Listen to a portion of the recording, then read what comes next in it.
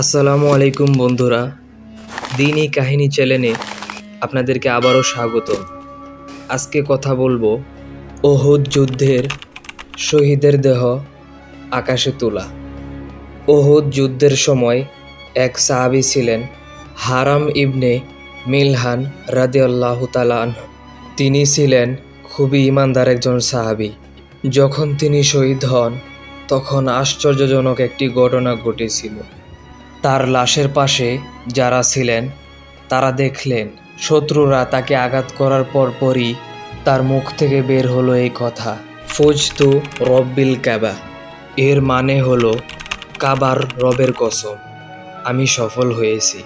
এরপর দেখা গেল তার দেহ থেকে একটি অদ্ভুত সুগন্ধ বের হচ্ছে, চারপাশ সুগন্ধে ভরে গেল।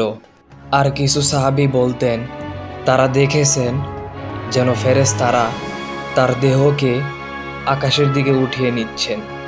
এই ঘটনা সহিহ সূত্রে এসেছে, তবে সাধারণ মানুষ এই গল্প খুব কম জানে।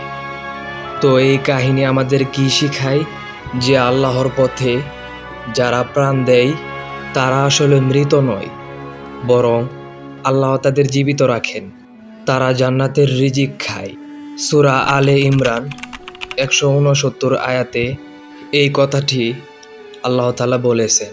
তাই কখনো ভয় পাবেন না। যদি ডাক আসে আল্লাহর পথে জীবন দিতে হবে, তাহলে সর্বদা সবসময় প্রস্তুত থাকব ইনশাআল্লাহ। তো আজকের জন্য এই পর্যন্তই। নেক্সট ভিডিওতে আরও একটি সত্যি ঘটনা নিয়ে আপনাদের মাঝে হাজির হব।